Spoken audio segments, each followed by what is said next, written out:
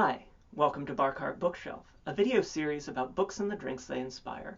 My name is Elias, and today we're talking about The Beholden by Cassandra Rose Clarke. First, I'd like to give a great thanks to Erewhon Books, the publisher of The Beholden, for sending me an advanced reader copy so that today's video can be released on the book's release date. The Beholden is in bookstores now and available online. I encourage everybody to check it out, and I'm so glad that we're able to celebrate with today's double feature. That's right, we'll have both a mocktail and a cocktail inspired by The Beholden, and I can't wait to make them for all of y'all today. The Beholden is an adventure fantasy about two sisters who find themselves obligated to the goddess of the major river in their country, the Seraphine. It runs through this jungle, functioning sort of like the Amazon or the Nile as a major waterway and roadway connecting the community in a place that would otherwise be very dense to travel through with the forest. So this goddess is a major presence in the lives of all of these characters, and an entity from whom you can seek favors if you're willing to pay the price later on. And it's a story about what happens when what you think will be your happily ever after has to change. The opportunities in that and the setbacks that you face along the way. It's got jungles and hidden cities. It's got frozen desert wastelands and gods who are scheming and manipulative and playing games that we really don't understand. It's a lot of fun. I had a great time with it. Just exactly the right sort of blend of thoughtful and fun and exciting for this January. And I always love books that are tropical when it's winter time. It's a nice thing to sort of wrap myself around this humid jungle air.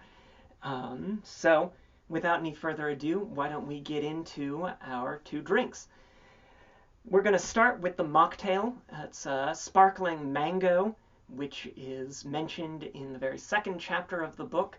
One of the sort of features of this community along the Seraphine is hospitality. There are adventurers who travel through, and if you have a noble house, then you're obligated to put them up. And a lot of the time, these adventurers are rowdy sorts of people. They're used to roughing it out in the jungle, out in the world, and you don't necessarily want to introduce alcohol into that situation and make these adventurers more rowdy than they are. So they have this mocktail that gets used as an alternative, something that's nice and special without being a rowdiness inducer. And so I'm going to make my version of that today, the sparkling mango, in case you have any adventurers who you don't necessarily want to have getting too wild, or if you're just sitting out on the porch enjoying the sun, enjoying the humidity, or wishing that you're somewhere warm and in a tropical jungle.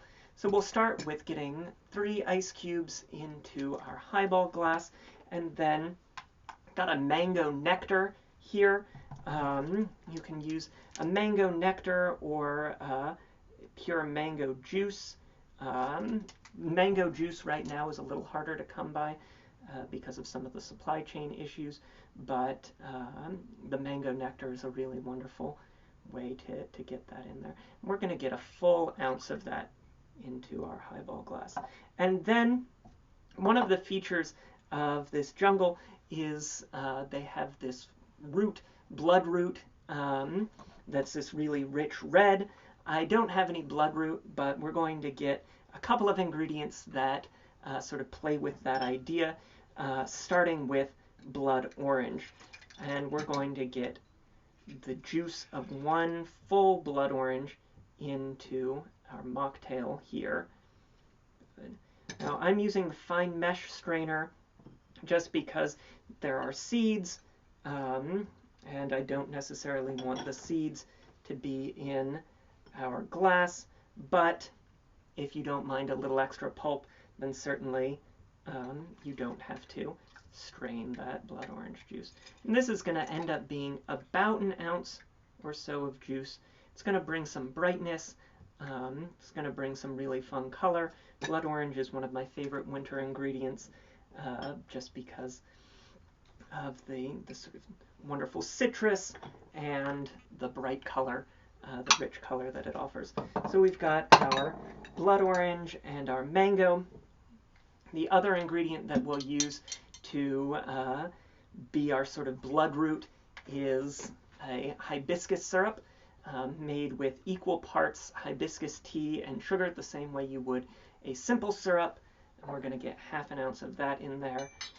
So something that's nice and tangy, a little bit herbal, and again, wonderful, rich red. So there we go. We've got our 3 primary ingredients for our sparkling mango mocktail. But as you can see, we still have plenty of space in our highball glass. And to balance that out and to bring that sparkle, that bit of effervescence, I have some ginger beer right here that we'll get to be the effervescent sparkle. And we'll just top our mocktail with the ginger beer so that it's nice and bright. You have this wonderful color contrast with the denser red ingredients down at the bottom. Get that topped off a little bit more, and it's wonderful. So a nice sparkling mango mocktail, and without any further ado, let's turn to our cocktail. So as I mentioned, there's this blood root that gets used in remembering where this sort of hidden magical city is at a certain point in the novel. And while it's initially served to our main characters in the form of a tea, when they arrive in the hidden city, they discover this whole culture of people, and the people in that city make a cocktail out of this ingredient, out of this blood root. And so I had to recreate the midnight blood tea that they make there. Because it is a tropical jungle community, they are producing sugarcane spirits, so it's going to be a rum cocktail.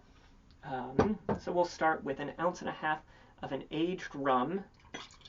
Now, I'm using Cruisin'. It's one of my favorite cocktail rums, but if there's another rum that you particularly enjoy, I recommend trying it with that as well. The important thing is that it's that aged dark gold rum, because as you can see, we're not going to shake it up. We're doing something that's sort of like a rum old-fashioned, a nice stirred cocktail made here in the glass. And we've got 1.5 ounces of that, and then we've got 3/4 ounce of our hibiscus syrup, our stand-in for the blood root that we can't quite get here in the real world, outside the world of the Seraphine. And then to bring a little extra brightness, we're going to get another half of a blood orange in there, so about 1/2 ounce of blood orange juice. Just squeeze that on in, keeping the red, keeping the brightness for balance. Just absolutely wonderful. Good. A few drops there. And because it isn't a riff on an old-fashioned without bitters, and we're loving the red with the midnight blood tea, I have Peychaud bitters, one of my favorite bitters to play with. Wonderful notes of anise and rose hips and fennel, and those wonderful red notes. We're going to get a couple of dashes in there, 3 to 4. As always, it's easy to add more, hard to add less. So I recommend starting with a few, giving it a taste, and seeing how you feel after that. And then we're just going to give that a stir to incorporate everything. So there you have it, the midnight blood tea and the sparkling mango, a cocktail and a mocktail inspired by The Beholden by Cassandra Rose Clarke. The book is available today, which is really exciting, and I'm so happy that everybody will get to read it now. I had just such a wonderful time with it. I've got links down below to purchase the book, as well as the tools and ingredients that we use today through the Boston Shaker, a written version of the recipe on Twitter, and as always, please remember to like and subscribe, share this video, try the drink, let me know what you think. I always love to hear about people's experiences making the Bar Cart Bookshelf drinks that we make here together. And until next time, cheers.